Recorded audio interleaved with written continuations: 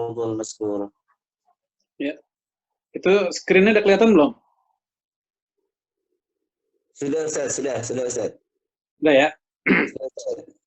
Ya, baik. Bismillahirrahmanirrahim. Assalamualaikum warahmatullahi wabarakatuh. Waalaikumsalam warahmatullahi wabarakatuh. Alhamdulillah. Wassalatu wassalamu ala Rasulillah wa ala alihi wa sahbihi wa man walah wa la haula wa la quwata illa billah. Amma ba'd. Ikhwanu fiddin rahimani wa rahimakumullah. Alhamdulillah. Ini liqa kita yang pertama di bulan Syawal, ya, setelah Ramadan.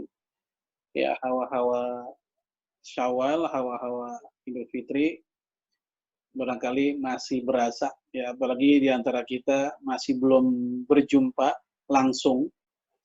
Bagi yang udah ngumpul di pusat, beberapa orang mungkin sudah ketemu. Besok jadwal saya ke pusat.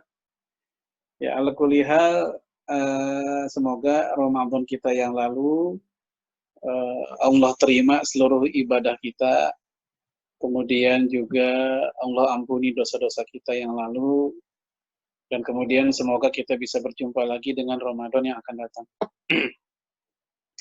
Ya, kita akan bahas tentang, ya, ini materi baru, ya, belum pernah kita bahas sama sekali, termasuk rangkaian materi-materi sebelumnya, yaitu tentang kiprah para sahabat Nabi di fase Madinah. Ya, di fase Mekah itu masa-masa taksis, ya, masa-masa bikin fondasi masyarakat atau komunitas Islam yang diawali oleh perjuangan Rasulullah dengan membina kaum muslimin generasi awal di rumah Arqam bin Abi Arqam, seorang pemuda remaja yang pengusaha. Jadi walaupun dia masih remaja, dia pengusaha.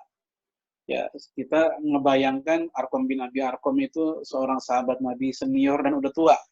Padahal Arqam bin Abi Arqam itu seorang pemuda, masih remaja saat itu, dan rumahnya dipakai oleh Rasulullah untuk, ya, membina para sahabat Nabi. Ya, liqa generasi awal di zaman dahulu begitu. Nah, saat ini yang kita bahas tentang bagaimana kiprah para sahabat, ya, sallallahu alaihi wasallam, para sahabat Nabi sallallahu alaihi wasallam di fase Madinah. Ya, kontribusi mereka sudah kelihatan sejak hijrah ke Madinah. Jadi prosesi hijrah itu menunjukkan kerapian kerja, ya, profesionalitasan mereka. Sudah bagi-bagi tugas, siapa yang tim advance yang berangkat duluan ke Madinah, seperti Mus'ab bin Umair yang diutus oleh Rasulullah mengkondisikan Madinah, supaya Madinah begitu nanti kaum muslimin nyampe udah siap menerima. Dan alhamdulillah Mus'ab bin Umair dengan izin Allah bisa mengislamkan, ya, Madinah cukup banyak, sehingga Islam di Madinah itu menjadi kekuatan terkuat. Ya, ada Yahudi, ya, ada pula musyrikin Madinah, ya, tapi juga kaum muslimin kuat ketika berhasil diislamkan oleh Mus'ab bin Umair. Kemudian Rasulullah juga, ya, bagi-bagi tugas dengan sahabat Nabi yang lain. Seperti misalnya siapa yang bagian membersihkan jejak-jejak langkah-langkah ketika hijrah ke Madinah. Ya, dan itu non-muslim, Abdullah bin Uraikid namanya. Ya, seorang pemuda Mekah, ya, dalam hadis Bukhari, Aisyah cerita, dia ini orang musyrik. Ya, agamanya agama nenek moyang orang-orang Mekah. Tapi dibayar oleh Rasulullah untuk membantu hijrah, khususnya bertugas dua hal, menghapuskan jejak sekaligus menjadi guide, ya, pemandu supaya bisa nyampe ke Madinah dengan aman. Kemudian juga siapa yang menemani Rasulullah, yaitu Abu Bakar As-Siddiq, hingga sampai ketika dikejar-kejar pun masih bersama Abu Bakar di Jabal Thur, ya. Kemudian siapakah yang bagian terakhir yang berangkat? Umar bin Khattab. Ya, dia bagian terakhir karena memang untuk tim sapu bersih orang yang paling pemberani dan jagoannya. supaya nggak ada yang ganggu. Ya, juga yang bagian konsumsi, Asma binti Abu Bakar yang membawa makanan untuk Rasul dan Abu Bakar ketika di Jabal Thur. Kemudian juga siapa yang mengamati kondisi Mekah, yaitu anaknya Abu Bakar As-Siddiq. Jadi di proses hijrah itu, ya kontribusi para sahabat sudah nyata dan begitu rapi. Nah, oleh karena itu proses hijrah dipuji oleh Rasulullah SAW dalam surat Ali Imran ayat 110, kuntum khairu ummatin ukhrijat linnas ta'muruna bil ma'ruf wa tanhauna 'anil munkar wa tu'minuna billah. Kalian umat yang terbaik yang dikeluarkan untuk segenap manusia karena kalian amar ma'ruf, nahi munkar dan beriman kepada Allah. Jadi ayat ini kata para ulama seperti Imam Ahmad bin Hanbal mengutip dari Ibnu Abbas, ya, dan juga dikutip oleh Imam Ibnu Jarir, ya, mereka adalah humul ladzina hajaru ma'a Rasulillah sallallahu alaihi wasallam min Makkah ilal Madinah wa khassatan min ashabi Rasulillah sallallahu alaihi wasallam. Jadi mereka ini yang dimaksud manusia terbaik yaitu orang-orang yang berhijrah bersama Rasul, muhajirin dari Mekah ke Madinah secara khusus. Ini juga bermakna sahabat Nabi. Jadi ini pujian ayat ini tentang sahabat Nabi, umat yang terbaik. Nah, kalau perbandingannya internal sesama umat Islam, maka mereka adalah sahabat Nabi. Itu yang terbaik. Tapi kalau perbandingannya umat Islam dengan umat manusia secara umum, maka umat Islamlah yang terbaik. Itu kata Imam Ibnu Katsir tentang ayat tersebut. Nah, ini kenapa para sahabat Nabi ketika hijrah dipuji sebagai umat yang terbaik? Karena memang proses hijrah itu susah, ribet, berat. Perjalanannya panjang, hampir 500 kilo, udah gitu musim panas, dan gurun. Ingat, kalau gurun, kalau capek nggak bisa ngasok, nggak bisa istirahat, di mana istirahatnya juga bingung. Ya paling mereka buru-buru bikin tenda, bukannya istirahat, malah tambahan capek. Tapi kalau di hutan, kebun, kalau panas bisa neduh, bisa ngadem, ada sungai yang adem, yang sejuk. Tapi saat itu mereka hijrah gurun dan jalan kaki rata-rata. Yang pakai kendaraan hanya orang-orang tertentu saja, orang tua. Ditambah lagi mereka harus meninggalkan keluarga, meninggalkan anak, istri, kekayaan, dan rumah mereka. Jadi antum bisa bayangkan betapa sedih dan beratnya hijrah saat itu untuk melindungi akidah dan agama. Mereka rela meninggalkan dunia mereka secara total. Nah, ketika disambut di Madinah, karena situasi yang sangat panas, itu para sahabat Madinah sampai naik-naik pohon. Walaupun mereka sudah pakai alas kaki atau sendal mereka tidak cukup menahan panasnya Madinah. Jadi semua situasi inilah yang kemudian Allah puji, ini mereka manusia memang terbaik. Lalu kata Umar bin Khattab, ya, man sarra ayyakuna tilkal ayah, siapa yang pengen menjadi manusia terbaik sebagaimana ayat tersebut, falyu'addi syartullah fiha, maka jalankanlah syarat-syarat yang ada di dalam ayat tersebut. Jadi kalau kita pengen jadi umat terbaik, umat sekarang ini, maka jalankan syarat-syarat yang ada di dalam ayat tersebut. Apa? Ta'muruna bil ma'ruf, itu yang pertama. Syarat kedua, wa tanhauna 'anil munkar. Syarat ketiga, wa tu'minuna billah. Baik, ini kontribusi para sahabat sudah sejak awal. Kemudian tahun-tahun awal yang begitu mengharukan. Ya, Allah menceritakan tentang begitu dekat hubungan orang-orang Muhajirin dan Ansor. Padahal orang Ansor belum pernah sekalipun berjumpa dengan Rasul dan sahabat. Tapi begitu berjumpa, seperti orang yang udah pernah ketemu dan berpisah lama. Orang pernah bertemu dan berpisah lama, begitu ketemu lagi, kangennya luar biasa. Ya, seperti kita nih, terpisahkan oleh COVID berbulan-bulan lamanya. Begitu ketemu di lokasi, setelah terpisah, wah kangen.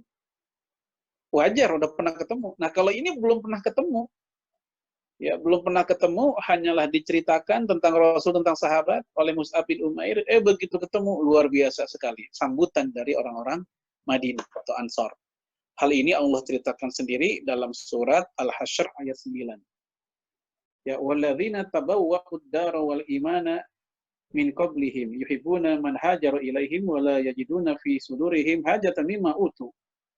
Ya, orang-orang yang telah menempati kota Madinah, maksudnya orang Ansor, dan telah beriman, ya mereka sudah beriman setelah tadi diislamkan oleh Mus'ab bin Umair, ya mereka sangat menanti ya kedatangan orang-orang muhajirin. Dan mereka, orang Ansor, mencintai orang yang berhijrah kepada mereka. Dan mereka, orang Ansor pun juga tidak butuh apapun, nggak ada keinginan terhadap apa yang diberikan oleh orang muhajirin. Yang namanya muhajirin tentu tamu. Yang namanya tamu, bawa oleh-oleh kan wajar. Tapi ternyata tuan rumah nggak butuh itu. Karena kedatangan orang muhajirin itu sudah lebih bermakna dibanding oleh-oleh yang mereka bawa. Jadi kedatangan muhajirin itu sudah menjadi kabar gembira bagi mereka. Sehingga mereka wala yajiduna fi sudurihim hajatan mimma utu. Di hati mereka sama sekali nggak ada keperluan terhadap pemberian oleh-oleh dari orang muhajirin. Wa yuthiruna ala anfusihim. Bahkan mereka kebalikannya, mereka ithar. Yuthiruna ya ithar, mendahulukan kepentingan orang muhajirin dibanding dirinya sendiri. Ya, kisahnya terkenal ketika mereka ketemu sampai-sampai ada yang menawarkan istrinya kepada ya orang-orang muhajirin. Mereka rela, ya salah seorang mereka menceraikan istrinya dan dinikahi oleh orang muhajirin. Walau kana bihim khososah, walaupun aslinya orang Madinah juga lagi susah. Jadi aslinya orang Madinah itu, orang Ansor juga lagi susah. Ya, sederhananya kita juga lagi susah, tapi ada saudara kita datang minta bantuan. Karena faktor cinta, ukhuwah fillah, persaudaraan di jalan Allah, ya kita tutup-tutupi kesusahan kita sendiri, ya biarlah kita yang menyelesaikan, namun ya kita tetap bisa memberikan bantuan kepada saudara kita itu. Wa may yuqashuhan nafsi fa ulaika humul muflihun. Dan orang-orang yang mampu menjaga diri dari kekikiran, maka orang itulah yang beruntung.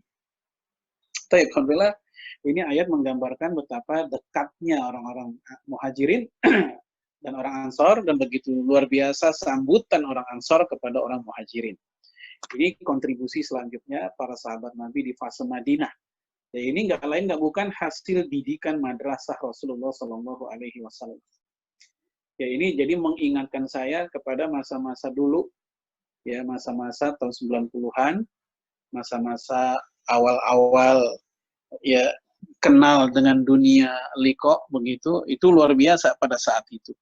Ya, ada seorang ikhwan yang rela, ya mereka mengurangi jatah apa istilahnya belanja anak istrinya, ya bukan berarti menghilangkan sama sekali, ya demi untuk saudaranya, ya teman satu perjuangannya, teman satu likoknya yang kesusahan dan seterusnya. Itu masa-masa itu pernah terjadi. Ya, namun sekarang menjadi dongeng. Ya, semoga masih ada yang seperti itu. Ya, makanya kalau ada misalnya saudara-saudara kita yang mengalami terpapar kesulitan, ya contoh mohon maaf, ya seperti pengajar-pengajar non tetap, pengajar non pengajar freelance ya. Mereka barangkali di masa-masa COVID kemarin nggak ada jam ngajar, atau kalaupun ada sangat sedikit, ya sehingga nggak dapat apapun kecuali jam ngajar saja, insentif juga nggak ada, insentif kehadiran nggak ada, dan seterusnya. Nah, ini sangat berat. Sementara kebutuhan mereka tetap bertambah atau ya tetap ada. Maka kalau kita ya ingin membantu mereka, sebagaimana bantuan muhajirin, bantuan Ansor kepada muhajirin, walaupun Ansor juga lagi susah begitu, ya semoga itu menjadi sebab ya kita layak disebut ya khairu ummah, umat yang terbaik. Kemudian Nabi Shallallahu Alaihi Wasallam pun memuji Ansor. Ya, orang Ansor dipuji oleh Nabi karena saking luar biasanya mereka.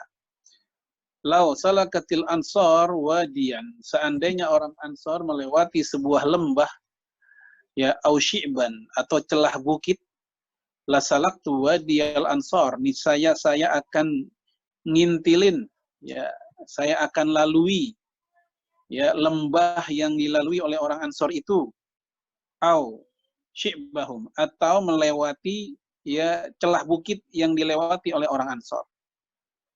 Pujian yang lain, lau anal ansor salaku wadian, seandainya orang Ansor melewati sebuah bukit atau lembah, ya wadian itu lembah, atau syiban atau celah bukit, la salaktu fi wadil ansor walau lal hijrah lakuntu amro minal ansor. Ya, seandainya bukan karena hijrah, niscaya saya ini orang Ansor sebenarnya. Ya, antum bisa bayangkan, seandainya bukan karena hijrah, niscaya Rasul itu orang Ansor. Ini saking empatinya Rasul kepada orang-orang Ansor. Al-Ansaru la yuhibbuhum illa mu'min. Orang Ansor itu tidak ada yang mencintai mereka kecuali orang beriman. Jadi syarat keimanan mesti mencintai orang-orang Ansor. Wala yubghiduhum illa munafiq. Dan tidak ada yang membenci mereka orang Ansor kecuali orang-orang munafik. Ya faman ahabbahum ahabbahumullah. Siapa yang mencintai orang-orang Ansor, maka Allah mencintai mereka. Waman abghadahum, siapa yang membenci orang Ansor, maka abghadahumullah. Allah pun membenci mereka. Alhamdulillah, ini 3 hadis sudah cukup menunjukkan kemuliaan keutamaan orang-orang Ansor. Ya, beberapa hadis ini terjadi ketika perang Hunain. Ya, beberapa hadis ini, hadis yang pertama dan kedua khususnya, itu Nabi ucapkan ketika perang Hunain. Setelah perang Hunain, ya menang luar biasa, sehingga harta rampasan perang sangat banyak. Dan itu harta rampasan perang Nabi berikan kepada para mu'alaf Fathu Mekah. Perang Hunain terjadi di bulan Syawal kayak begini, di pekan kedua. Ya, dan Fathu Mekah terjadi di bulan Ramadan. Nah, ketika Fathu Mekah terjadi 3.000-an orang Mekah masuk Islam. Nah, ketika perang Hunain, mu'alaf yang 3.000 tadi juga ikut perang Hunain. Nah, ketika menang, itu harta rampasan perang dikasih ke para mu'alaf itu. Habis total, udah. Nggak sisa. Istri Nabi aja nggak dapat, Nabi aja nggak dapat, para sahabat Nabi yang senior-senior nggak dapat, Ansor juga nggak dapat. Nah, cuman orang Ansor terjadi kasakusuk. Di Ansor terjadi bisik-bisik bahwa Nabi telah ngasih ke orang Mekah, ke orang Mekah doang. Jadi dianggap Rasul nepotis gitu, ngasihnya ke sesama Mekah aja. Ya, dianggap Rasul telah melupakan orang Ansor. Maka akhirnya dipanggillah Sa'ad bin Mu'az, pentolan Ansor. Aku dengar bahwa orang Ansor berkata tentangku seperti ini. Betulkah demikian? Kata Sa'ad bin Mu'az, iya betul. Ya, lalu engkau sendiri gimana wahai Mu'az? Ya, kata Mu'az, ya saya juga, sama kayak orang-orang saya ngomongin juga. Baik, akhirnya oleh Nabi pun orang-orang Ansor dikumpulin. Maka kata Rasulullah, wahai Ansor, ya aku dengar jeritan hati kalian ketika sampah dunia aku berikan kepada mereka-mereka itu. Jadi, antum bayangkan Rasul langsung menyebut sampah dunia. Harta rampasan perang, ghanimah itu, Nabi bilang, itu sampah dunia yang aku berikan kepada mereka yang baru masuk Islam. Sementara kalian sudah mendapatkan Allah dan Rasulnya. Ya, langsung diberikan perbandingan. Mereka dapat sampah dunia, harta ghanimah yang pasti akan habis. Sementara orang Ansor mendapatkan Allah dan Rasulnya. Wahai Ansor, ketika dahulu kalian lemah, Islam datang membuat kalian kuat. Ya, kalian tersesat, Islam datang membuat kalian mendapatkan hidayah. Ya, ketika ya Madinah dianggap bukan apa-apa oleh kekuatan Romawi dan Persia, Islam datang membuat Madinah itu mulia. Jadi mereka baru tersadar gitu setelah Rasul katakan demikian. Lalu kata Rasulullah, keluarlah hadis ini, seandainya aku melewati lembah yang dilewati oleh Ansor, ya maka aku ini akan ikut yang lembah Ansor tersebut. Seandainya ada celah bukit yang dilalui oleh orang Ansor, aku akan ikut celah bukit yang Ansor. Seandainya bukan karena hijrah, aku ini adalah orang Ansor. Maka menangislah orang-orang Ansor, ya mereka baru sadar bahwa mereka udah dapat banyak dan lebih dari Rasulullah. Ya mereka terkaget hanya gara-gara ghanimah doang, yang mereka sampai mengatakan Rasul lupa sama kita. Nah ini cara Rasulullah dalam membuat mereka teringat ya dengan persatuan ukhuwah Islamiyah yang lebih penting dibanding sekedar harta. Baik, kemudian lanjutnya membangun masjid. Nah ini para ulama berbeda pendapat, masjid apakah yang pertama dibangun antara Kuba, ada yang bilang Masjid Nabawi. Ya, dalam surat ya At-Taubah ayat 108, la takum bihi abadan la masjidun usisa ala taqwa min awali yaumin ahqqu an taquma fi. janganlah kamu bersembahyang, bersolat dalam masjid itu, masjid Dirar, selama-lamanya.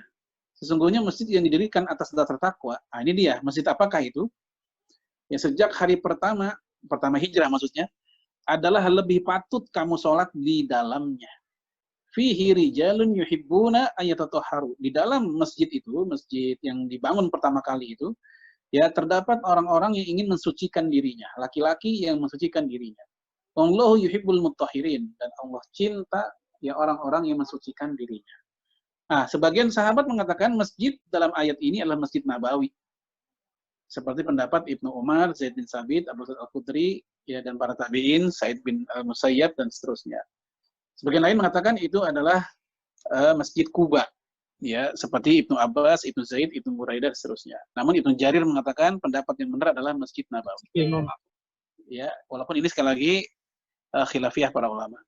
Ya, ini. Kenapa masjid yang dibangun? Karena masjid pusat pendidikan, pusat ibadah juga. Ya, latihan perang di zaman Nabi di masjid dan di halamannya. Di zaman Nabi terjadi yang namanya apa? Pengadilan. Tanda petik ya, pengadilan. Walaupun pengadilan dalam arti seperti pengadilan baru ada di masa selanjutnya. Tapi Rasulullah pernah mendamaikan dua orang sahabatnya yang berseteru gara-gara utang piutang di dalam masjid. Yang satu nagih utang, yang satu ditagih sampai ribut di masjid, maka oleh Nabi didamaikan di dalam masjid. Pernikahan juga terjadi di masjid. Ya, Rasul mengatakan, ya, ija'alu hadzal nikah fil masajid. Ya, wa'linu hadzal nikah wa ja'alu fil masajid. Ya, beritahukanlah pernikahan, jangan diam-diam. Kemudian dan jadikanlah akadnya di masjid, wadribu ad-dufuf, dan pukullah rebana. Ini hadis Imam Abu Daud. Kemudian juga dalam hadis Bukhari ada seorang wanita menawarkan diri agar dinikahi Rasulullah, tapi Rasul tidak mau, maka orang lain yang menikahi, dan itu pun terjadinya di masjid. Ya, dinikahi di dalam masjid. Rasul juga menerima tamu negara orang Kristen Bani Najran juga di dalam masjid. Dan masjid di zaman Nabi nggak ada ruang sekretariat atau perpustakaan, apalagi aula atau buat main pingpong, nggak ada. Ya, masjid ya masjid doang. Dan itu diterima orang Nasrani di dalamnya. Sehingga kata Imam Ibnu Qayyim, orang kafir boleh masuk masjid dengan dua syarat. Pertama, ada maslahat. Yang kedua, diizinkan oleh pemimpin. Sebagaimana Rasul mengizinkan mereka, itu tanda sebagai izin bolehnya mereka. Tapi kalau nggak ada izin dan nggak ada maslahat, tetap tidak boleh. Kemudian setelah masjid, ya kisah ta'akhi Muhajirin dan Ansor. Ya, Abu Bakar dari Muhajirin dita'akhikan dengan Kharijah bin Zuhair. Umar bin Khattab dari Muhajirin Mekah dengan Utban bin Malik. Abu Ubaidah bin Jarrah dengan Sa'ad bin Mu'az. Zubair bin Awam dengan Salamah bin Waqqash. Talha bin Ubaidillah dengan Ka'ab bin Malik. Mus'ab bin Umair dengan Abu Ayyub Khalid bin Zaid. Abdurrahman bin Auf dengan Sa'ad bin Arabi. Salman Al-Farisi dengan Abu Darda, dan seterusnya. Jadi ini cara Rasulullah merekatkan yang sudah rekat agar tambah rekat lagi, ta'akhi. Nah, semoga ini juga bisa kita jalankan, ta'akhi ini. Ya, kita punya kawan yang menjadi soulmate ya dalam liko kita. Ya, jadi dia yang paling tahu kenapa si fulan nggak liko. Dia yang paling tahu, kita bisa tanya ke dia. Kenapa si fulan nggak ngajar? Ya dia yang paling tahu apakah lagi sakit atau apa.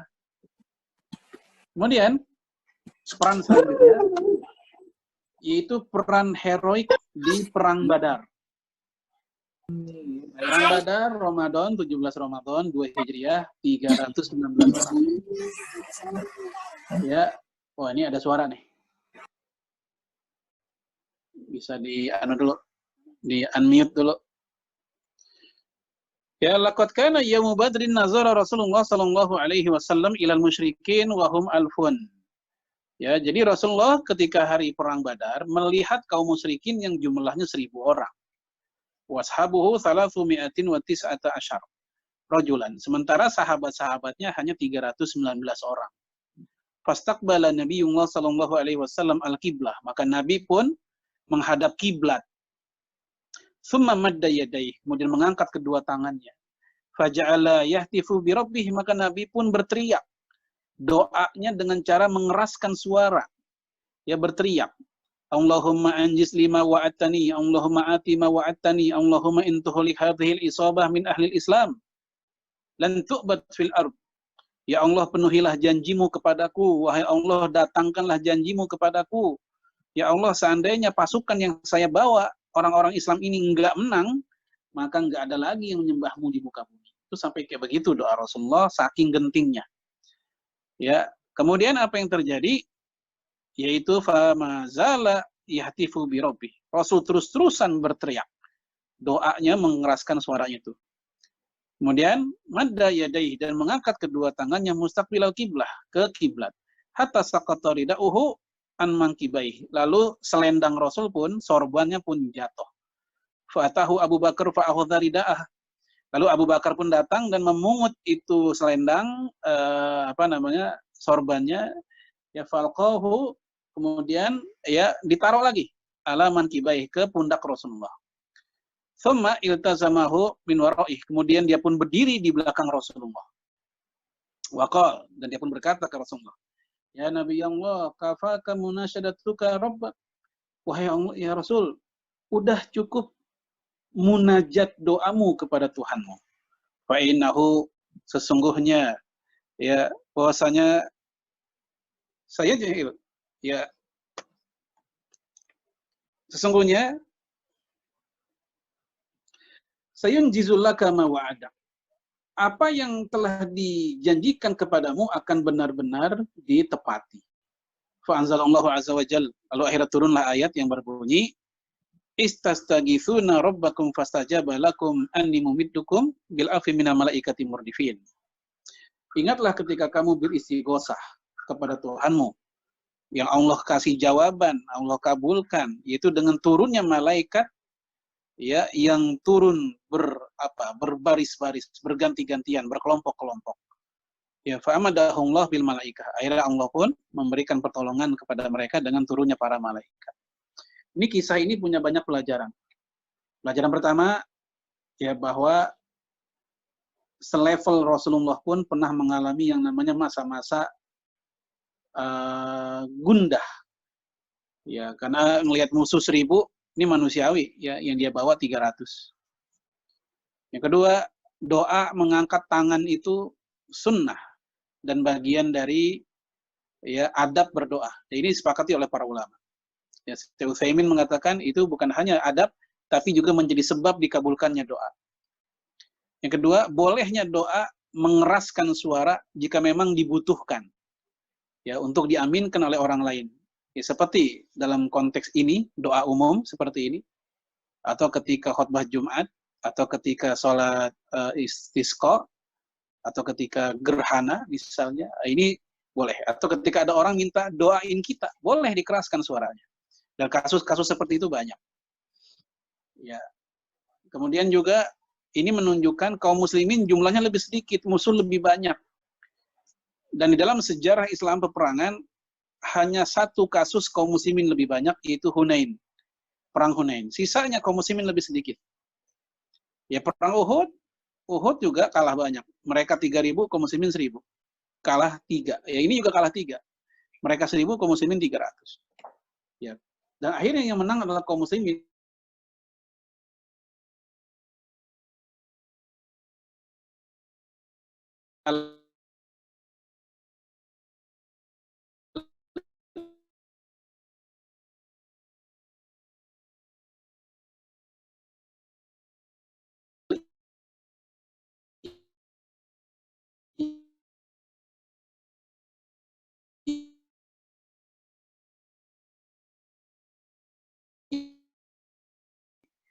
Ya, Afghanistan, Uni Soviet udah pergi, perang sesama Afghanistan, yang kemudian terpecah menjadi, ya, Taliban dan Aliansi Utara, kan begitu.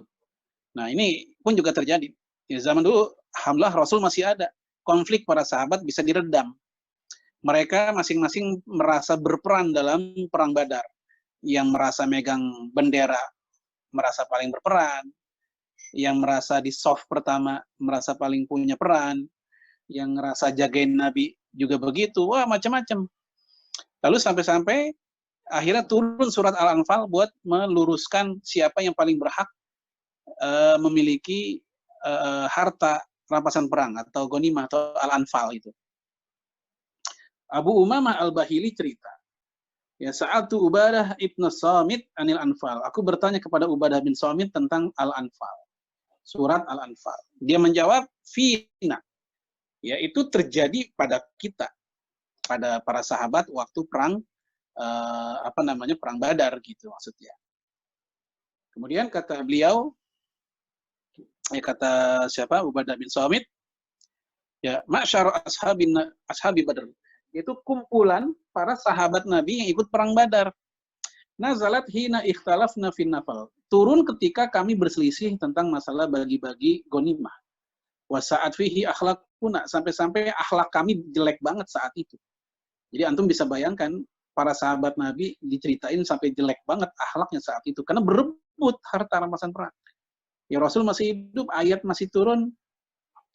Ya, fantaza'ahu, ya, sehingga akhirnya Allah fantaza'ahullah min aidina, ya, merampas itu semua dari tangan kami, wa ja'alahu ila Rasulillah alaihi salatu wasalam, dan memindahkannya ke Rasulullah alaihi salatu wasalam.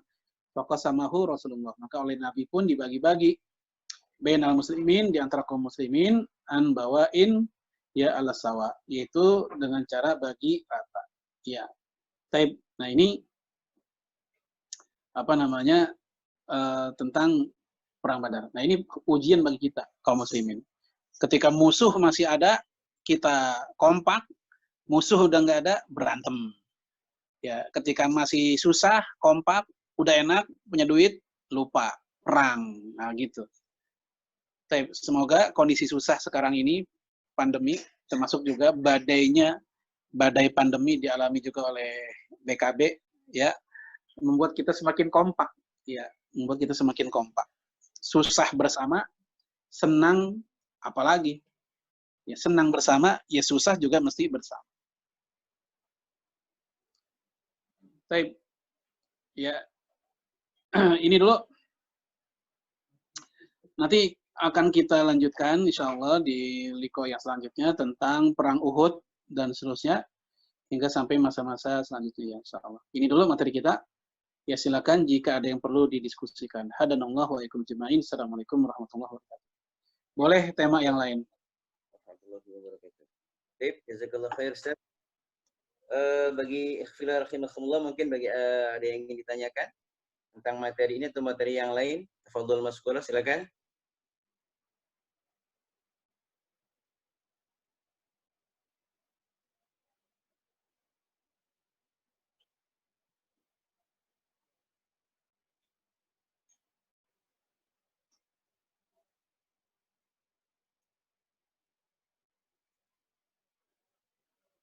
Atau anda nanya deh Ustaz, kalau gitu Ustaz. Ya, kalau nggak ada jangan dipaksain. Ustaz, ada ungkapan atau apa itu hadis Ustaz yang mengatakan bahwa seseorang akan mengalami sebuah fase kematian itu Ustaz, ya, sesuai nanti dengan kaidah kehidupan dia di dunia, apakah kehidupan dunianya bagus atau enggak. Jadi akhir hidupnya seseorang itu adalah tergantung bagaimana fase kehidupannya. Itu bagaimana Ustaz? Ya, itu materi itu udah pernah belum materi tentang husnul khotimah?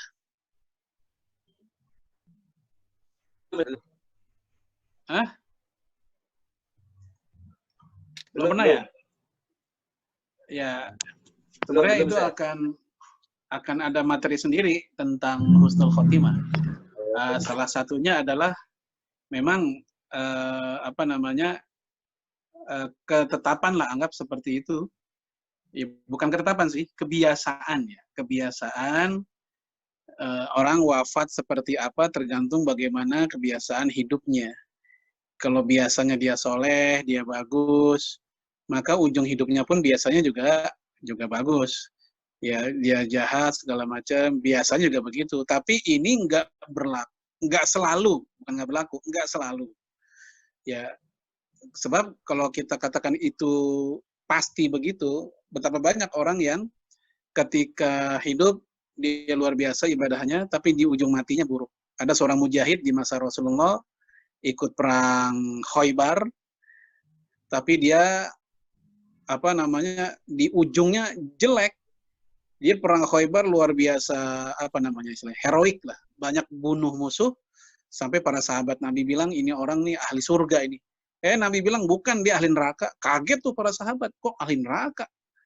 Nah, mereka masih nerka-nerka apa dibalik kenapa Nabi ngomong kayak begitu.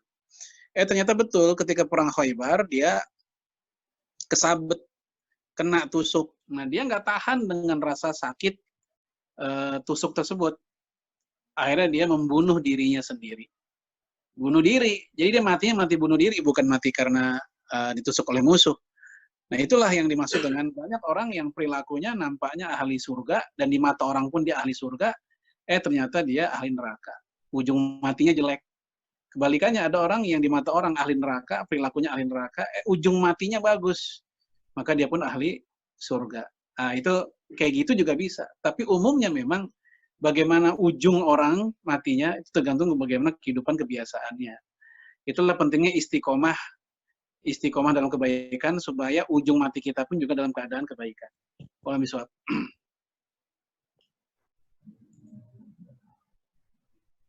Jazakallah khair, Ustaz.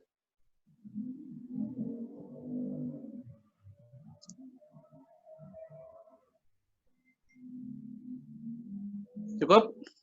Yang di chat, Ustaz. Dari Rian, Ustaz. Yang di chat? Iya. Wah, di chat. Ini cek dulu deh. Apa ya, langsung aja nih. Terkait doa yang dikeraskan, apakah dengan suara meninggi seperti orang memaksa atau ya ini tergantung konteks sih.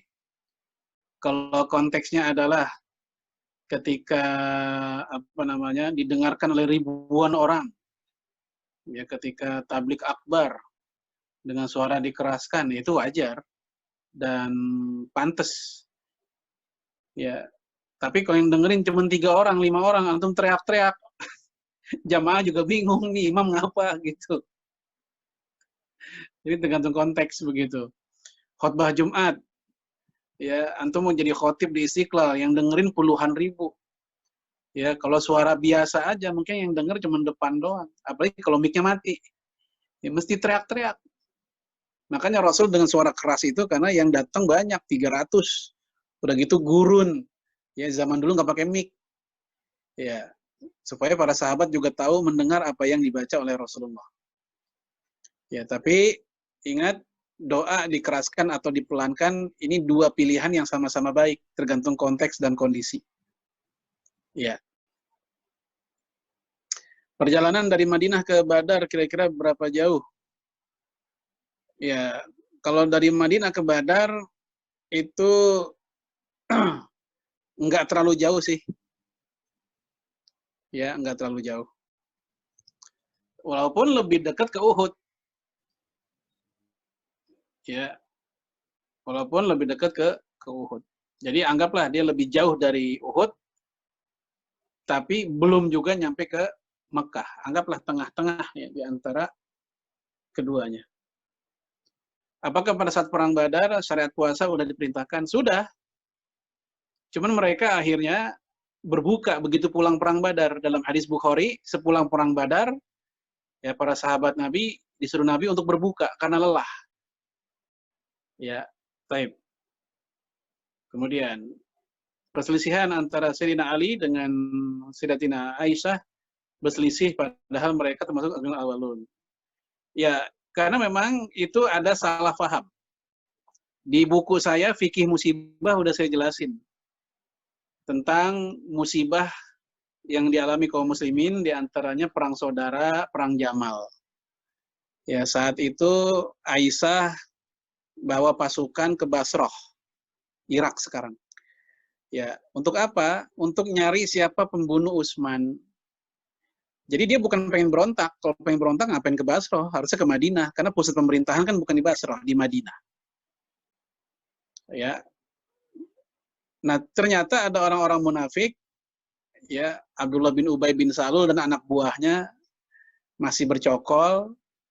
Mereka manas-manasin suasana. Dan akhirnya terjadilah yang terjadi, perang di antara pasukan mereka berdua. Sementara Ali dan Aisyah sendiri nggak ada masalah. Mereka berdua nggak ada masalah pribadi. Aisyah masih mengakui kepemimpinan, kekuasaan, kekhalifahan Ali. Dia sama sekali bukan ingin mendongkel, karena nggak mungkin Aisyah sebagai khalifah, dia tahu diri, dia perempuan. Ya ini hanya ingin nuntut siapa pembunuh Utsman, tolong dicari dan dihukum. Sementara maunya Ali adalah negara lagi banyak pemberontakan, diurus itu dulu, diredam dulu, stabilitas nasional. Nah itu maunya Ali. Nah ternyata disitulah orang-orang munafik bermain, main panas-panasan, memanas-manasi dua pengikut mereka masing-masing, maka terjadilah peperangan di antara pengikutnya. Ya, kayak begitu. Kalau misal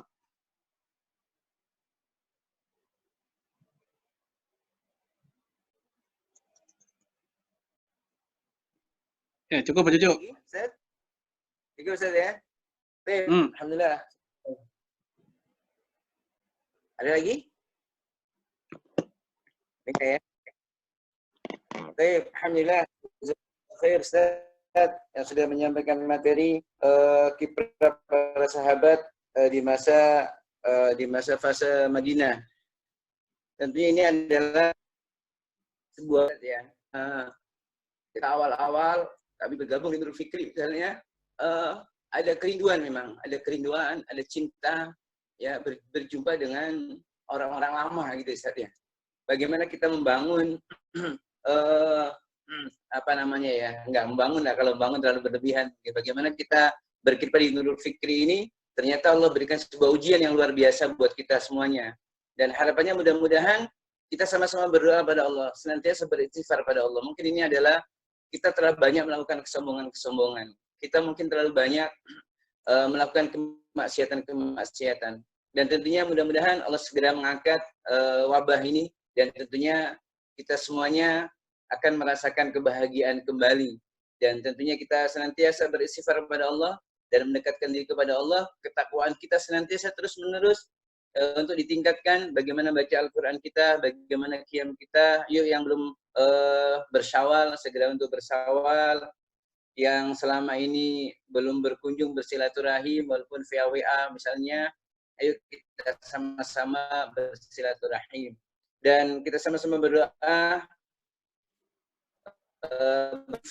pada hari ini, sama-sama istighfar Astaghfirullahaladzim, dan doa kafaratul majlis. Subhanakallahumma asyhadu an la ilaha illa anta astaghfiruka wa atubu ilaik.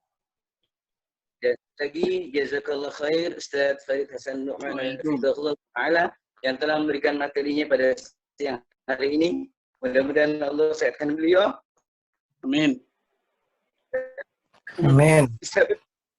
Dan cucu Mas Dio, mohon maaf. Assalamualaikum warahmatullahi wabarakatuh. Waalaikumsalam warahmatullahi wabarakatuh. Pamit ya. Assalamualaikum. Jazakallah Ustaz.